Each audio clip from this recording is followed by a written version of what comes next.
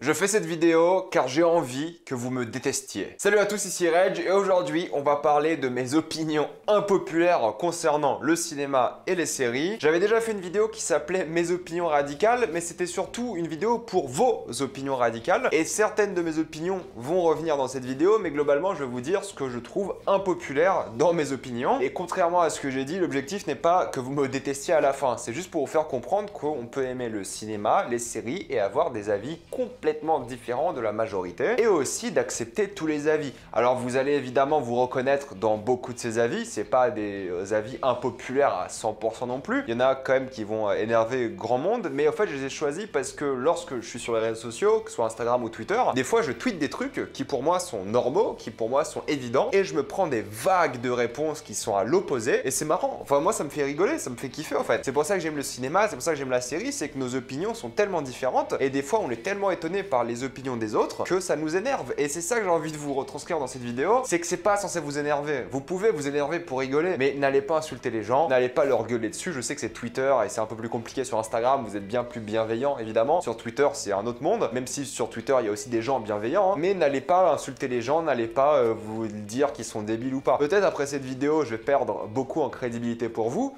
mais c'est pas grave, on a tous des avis qui vont nous faire perdre en crédibilité pour certains et c'est la vie, c'est comme ça. Et l'objectif c'est vraiment de partager nos avis les plus impopulaires et de les accepter et d'accepter nos goûts avant tout, que ce soit nos goûts cinéma ou série et dans mon cas sur Twitter aussi mes goûts politiques qui sont beaucoup critiqués. J'ai un tweet qui me semblait banal qui a été vu par des millions de personnes, des millions, hein. La France connaît mon tweet. Tout ça pour dire que je vais commencer tout de suite et je vais commencer avec l'actualité et vous allez me détester dès le début. Je trouve que les films Man of Steel et Batman v Superman ne sont pas bons. Ils ne sont pas catastrophiques non plus, mais ils sont pas bons. Pourquoi? J'en ai des critiques sur la chaîne d'ailleurs, je vais pas m'étaler là-dessus pendant des heures, mais je trouve que les personnages et même l'histoire de manière générale sont atrocement mal écrites. Les visuels, tout ça, cool, mais c'est vraiment mal écrit, tu comprends pas les motivations des personnages, tu comprends pas vraiment pourquoi tu devrais t'y attacher. Les plans des méchants sont toujours alambiqués et n'ont pas de sens. Les effets spéciaux sont souvent un gros bordel. Et la fin de ces deux films sont, d'après moi, catastrophiques. Il y a un moment, quand t'as un personnage qui est littéralement un dieu vivant, t'as pas peur pour lui. Et le rythme est, d'après moi, affreusement mal fait. Alors il y a des bonnes choses, comme la musique, certains visuels, les acteurs, voilà, il y a un vrai amour pour ces films, mais moi je les trouve vraiment pas bons. Et ça inclut aussi la version longue de Batman v Superman. Je précise, parce que vous êtes beaucoup à me dire que ouais, elle est incroyable. Non, je trouve pas. Je trouve que c'est vraiment des films qui ont beaucoup de potentiel, qui auraient pu être incroyables d'après moi, mais qui sont juste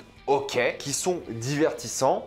Et c'est tout. Je trouve que c'est pas un bel hommage à Batman et à Superman, tout simplement. Je trouve que c'est vraiment du gâchis. Ces héros méritaient beaucoup mieux, comme on a eu récemment avec la Snyder Cut de Justice League. Pour le coup, la Snyder Cut de Justice League, c'est un bon film. J'en ai fait d'ailleurs récemment ma critique. Et pour continuer, pour vous énerver un peu plus, je trouve que Aquaman et Wonder Woman sont des meilleurs films que Batman v Superman et que Man of Steel. Ouh là là là, là c'est impopulaire, je vais me prendre des fouets là, c'est sûr. Même si la fin de Wonder Woman est d'après moi aussi catastrophique, je trouve qu'on s'attache beaucoup mieux aux personnages, je trouve qu'on comprend beaucoup mieux leur motivation, je trouve que c'est des fois même mieux mis en scène, c'est des films plus divertissants. Aquaman, je trouve que c'est un film génial, je le trouve vraiment excellent, c'est un gros bordel fun et kitsch, mais c'est ce que tu veux avec Aquaman, c'est un mec qui chevauche des hippocampes. Il y a un moment, tu peux pas voir un film 100% sérieux, et ça y va à fond, t'as des kraken, t'as des crabes géants, t'as des combats à la Seigneur des Anneaux, c'est un pur plaisir vraiment Aquaman, c'est super divertissant, c'est kitsch, c'est ringard, c'est mielleux, mais c'est le but. Et le scénario se tient mieux que les autres films. Pour le coup, c'est le scénario le plus logique. Et c'est le scénario où tu comprends mieux les motivations, tu comprends mieux les acteurs, et c'est, d'après moi, la meilleure mise en scène du DC Extended Universe. T'as des plans beaucoup plus mémorables dans Aquaman que dans tous les autres films. Ce n'est que le premier avis, hein. Vous êtes chaud pour la suite ou pas? Michael Bay est un excellent réalisateur. Je l'ai dit, je le trouve incroyable. Je trouve pas ses films bons. Loin de là, je trouve que ses films sont souvent catastrophiques, mais c'est pas sa faute. C'est la faute du scénario. C'est la faute de ces nombreux scénarios qui sont mauvais. La saga Transformers, c'est éclaté au sol. Enfin, bon, les premiers, ça va, mais après, c'est catastrophique. Moi, Transformers 5, de Last Night, il me semble, est le seul film pour lequel j'ai quitté la salle de cinéma. Je n'en pouvais plus. Avec le format qui changeait sans arrêt, c'était illisible, j'avais mal au crâne, vraiment, j'étais malade durant la séance et je suis parti. Je trouve que c'est un excellent metteur en scène parce que très peu de personnes filment l'action comme lui. Je trouve que c'est un vrai auteur car il a un vrai style. Chaque plan qu'il fait est magnifique, on peut dire ce qu'on veut, mais il a un style très commercial. C'est le roi du commercial, du blockbuster commercial, parce qu'il a commencé aussi sa carrière dans la publicité. Mais chaque plan est tellement beau qu'en fait ça gâche ses films. C'est un peu bête de dire ça comme ça, mais tous ces plans sont tellement stylisés, tous ces plans sont tellement jolis qu'en fait un film qui a que des beaux plans, aucun plan n'est surprenant. Mais si on compare ces plans de ces films à tous les autres metteurs en scène, enfin pas tous mais à beaucoup de metteurs en scène, on se rend compte que Michael Bay a vraiment du talent. Il filme l'action des fois de manière illisible, mais c'est pas forcément sa faute, c'est la faute du montage d'habitude, mais je pense qu'il a aussi sa part à jouer là-dedans. Mais globalement, ces scènes d'action sont très lisibles, il a une vraie maîtrise des effets spéciaux, tu comprends souvent ce qui se passe, c'est joli comme je vous l'ai dit, et il a des thématiques qui sont complètement barrées. Quand tu regardes Bad Boys 2, c'est un film, c'est n'importe quoi. C'est un film qui fait des blagues racistes, homophobes. T'as une scène avec Will Smith, rappelez-vous bien de cette scène, où il enlève un déguisement du Ku Klux Klan et il pointe ses deux flingues comme ça pour imiter la croix de Jésus. Tu sais même pas ce qu'il veut dire par ces films, et honnêtement, il est incroyable. Ouais, j'ai revu Bad Boys 2 récemment, c'est trop bien comme film. C'est un mec qui, clairement, déteste souvent beaucoup des personnages qu'il traite, mais d'un certain côté, ce qui est vraiment cool avec lui, c'est que t'en prends plein la gueule, et c'est un peu dommage, parce que des fois, tu regardes un film comme Pearl Harbor, et t'en prends plein la gueule, alors qu'en vrai, c'est censé être un film tragique. Mais quand il fait des films plus intimistes, comme Pain and Gain, là, tu ressens la patte de l'auteur. C'est un mec qui a beaucoup de talent, qui sait diriger des films, surtout des grosses productions, des productions titanesques. Il a dirigé parmi les plus grands films en termes d'échelle de l'histoire du cinéma. Ce mec est talentueux, peut-être il fait des mauvais films ou peut-être il a des mauvais scénarios, mais en vrai, il a du talent et il mérite d'être reconnu comme un vrai auteur et un grand metteur en scène. Star Wars, Les Derniers Jedi est l'un des meilleurs films Star Wars. Oui, je l'ai dit, j'en ai rien à faire. Je maintiens qu'il reste dans mon top 3 des films Star Wars avec le 4 et le 5. C'est de loin le plus beau film Star Wars, l'un des mieux écrits. C'est le film Star Wars qui ramenait la nouveauté. C'est le film Star Wars dont on avait besoin. Il y a un vrai respect pour les anciens films Star Wars. Rian Johnson, c'est un mec qui adore Star Wars et ça se ressent. Il y a de l'amour à 100% dans ce film. Il y a de l'amour, c'est bien filmé, c'est bien écrit, ça prend des risques comme il faut. Ça te surprend des bonnes manières et vraiment, si le 9 aurait respecté la saga Star Wars lancée par le 8, on va dire, ou du moins la suite de la saga Star Wars, on aurait eu une excellente trilogie Disney. Malheureusement, le 9 a tout gâché et je trouve que ça gâche aussi un peu le 8. Mais indépendamment, le 8, pour moi, c'est du génie. Pour moi, c'est vraiment ce qu'il fallait faire de mieux dans Star Wars et c'est vraiment ce qui a gâché Star Wars aussi au même moment. Parce que le retour des fans qui voulaient pas de la nouveauté a tellement pas plu à Disney qu'ils ont refait un film par la suite qui était tellement nul et tellement sans prise de risque que le 8 ressort dans la mémoire des gens comme un film qui aurait pu lancer quelque chose de grandiose mais qui n'a pas été aimé car les gens ne voulaient pas de nouvelles choses. Qu'on aime ou pas les nouvelles choses établies par le 8, c'est une autre chose, mais pour moi vraiment c'est un film que je peux regarder mais sans problème. J'adore le symbolisme, j'adore la mise en scène. Pour moi, Rian Johnson, c'est l'un des meilleurs metteurs en scène actuels. J'adore les dialogues, j'adore les personnages, il y avait vraiment le renouveau que je voulais et pour ça, il restera à tout jamais dans mon cœur comme l'un de mes films préférés et l'un de mes films préférés de Star Wars aussi. Je vais pas tarder à me le prendre en 4K s'il est disponible, j'ai envie de le revoir. Pour moi, tout était nickel, meilleure direction de l'acteur de la trilogie et même de la saga peut-être. C'est dans ce film-là qui est les meilleurs acteurs. Tout était bon, mais malheureusement, on va dire pas à cause des fans parce qu'ils ont le droit de pas aimer non plus, mais j'aurais aimé voir le 9 de Rian Johnson et j'ai hâte de voir la saga de Johnson à un moment ou à un autre parce qu'il mérite de faire sa saga Star Wars et je trouve que c'est un excellent film et je ne peux que le recommander. Mon avis à ce sujet ne changera jamais. On continue avec Polanski. Roman Polanski, la vidéo démonétisée direct. On peut regarder les films de Roman Polanski. C'est autorisé. Il y a une différence entre regarder et soutenir l'auteur. Financièrement, avec des récompenses, je ne pense pas que Polanski devrait être récompensé. Est-ce qu'il devrait faire des films? Ça, c'est pas à nous de décider. Au final, ça a des boîtes de production. Voilà, c'est elles qui décident si elles veulent s'affilier avec Polanski ou pas. C'est votre choix de ne pas aller les voir. D'ailleurs, moi, je boycotte ces films. Je les regarde d'une manière, voilà, où il ne peut pas en bénéficier, même si c'est vrai que le fait d'en parler déjà, ça bénéficie un peu à sa réputation. Mais en tout cas, Polanski a fait parmi les plus grands films de l'histoire du cinéma. C'est la vérité. On peut dire ce qu'on veut, voilà, pour moi c'est un fait, il a fait des claques extraordinaires. Et c'est vrai que cette histoire évidemment est horrible, mais vous ne devriez pas vous sentir coupable de regarder ces films.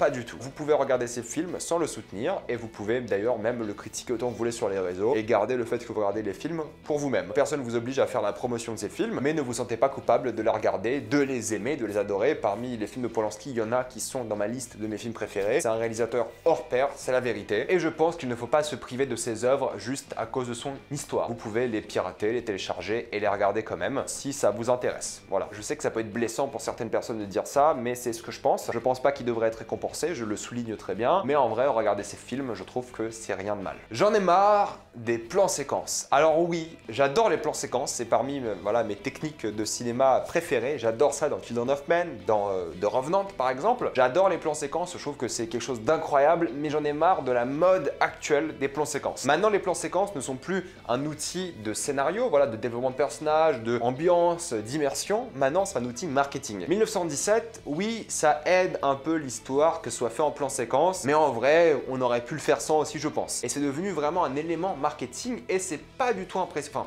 c'est pas que c'est pas du tout impressionnant, mais c'est moins impressionnant que des vrais plans séquences. C'est pour ça que je déteste la mode actuelle des plans séquences, c'est qu'il y a clairement des plans séquences trafiqués. Je préfère largement un vrai plan séquence de 3 minutes qu'un plan séquence de 6 minutes trafiqué avec des fausses coupes et des choses comme ça. Et même si un plan séquence trafiqué entre guillemets existe et il est bien, bah je vais le kiffer quand même. Mais ce que j'aime pas à propos des plans séquences, c'est sur ça que j'en ai un peu marre, c'est quand ils sont mis en avant comme des vrais éléments marketing. C'est devenu tellement populaire de les mettre en avant tels quels que j'en ai marre d'en entendre parler. Je vais les adorer dans les films, je serai le premier à dire trop bien les plans séquences, mais s'il vous plaît, je sais que c'est difficile à faire, je sais qu'il y a un vrai talent derrière, mais arrêtez s'il vous plaît de les mettre en avant comme des éléments de marketing. Parce que plus vous le mettez en avant, plus ça dévalue les plans séquences qui sont durs à faire et ça nécessite un vrai talent. Donc arrêtez de les mettre autant en avant et essayez, je sais que c'est évidemment compliqué, essayez d'en faire peut-être des plus courts, mais des vrais plans séquences. Parce qu'au final, un plan séquence avec des fausses coupes, c'est difficile, mais c'est pas vraiment la même chose, c'est un faux plan séquence. Après, dans le film, ça reste impressionnant et c'est bien, donc ça, c'est pas un problème. Mais j'ai juste envie qu'on revienne un peu à cette mode où c'était juste quelque chose de surprenant dans les films et pas ce côté marketing. Et un truc qui m'énerve aussi en ce moment, j'en ai marre des films qui brisent le quatrième mur. On a compris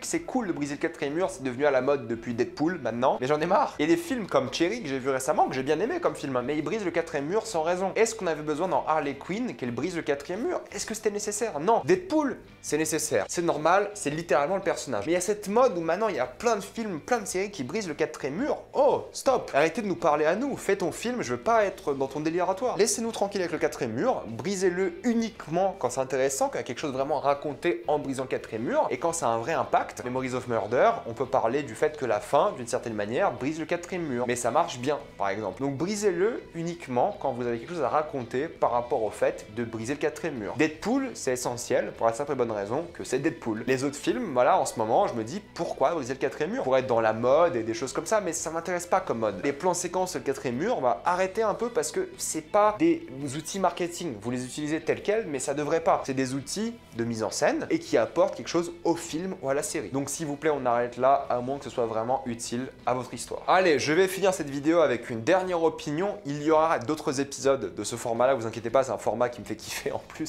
c'est marrant. Je vais me faire détester, mais ça me fait kiffer. Vous pouvez aimer le cinéma et les films sans avoir de Blu-ray, de télé, d'ordinateur portable, de regarder tous vos films sur votre téléphone, de ne jamais aller au cinéma. Vous pouvez aimer le cinéma juste en regardant des films. Vous pouvez regarder tous les films de votre vie sur un téléphone, et ça serait dommage, pour le coup vraiment ce serait dommage, je suis le premier à le dire, hein. Même si moi ça me dérange pas de regarder des films sur mon téléphone, mais c'est vrai que depuis que j'ai une télé, ça n'est pas trop arrivé, j'ai pas regardé depuis sur mon téléphone, mais en tout cas vous pouvez regarder vos films sur le téléphone, sur l'ordinateur, sur la télé, sur l'ordinateur portable, sur la tablette, au cinéma, sur un vidéoprojecteur, peu importe la manière dont vous regardez des films, l'important c'est de regarder des films. Essayez toujours d'avoir les meilleures circonstances, voilà, moi depuis que j'ai ma télé 4K OLED, je me mets bien, je suis content, mais en vrai, l'amour du cinéma, c'est l'amour des films. Ce n'est pas que l'amour de la salle. Et je pense honnêtement que pas besoin d'avoir du support physique. Moi, j'ai acheté mes premiers Blu-ray récemment, uniquement car j'ai acheté une PlayStation 5. Et je me suis dit, c'est peut-être le moment de collectionner des Blu-ray, parce que moi, j'avais l'ambition. Mais pas besoin, vous pouvez regarder tous vos films en piraté, vous pouvez quand même aimer le cinéma. C'est mieux de soutenir le cinéma. D'accord, évidemment, c'est mieux. Mais en vrai, vous pouvez regarder tous vos films sur Netflix, sur Prime,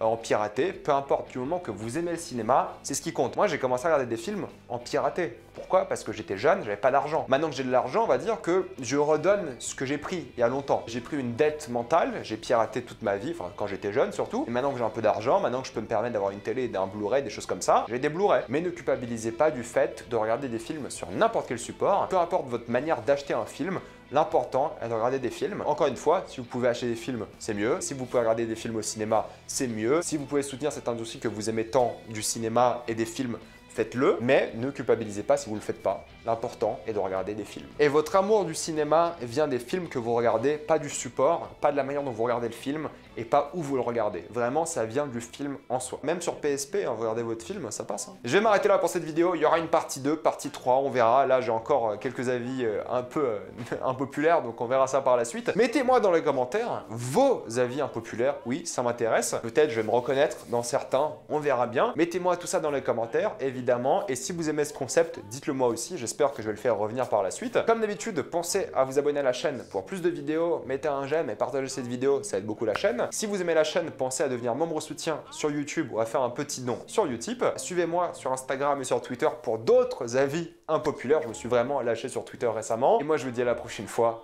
Salut à tous.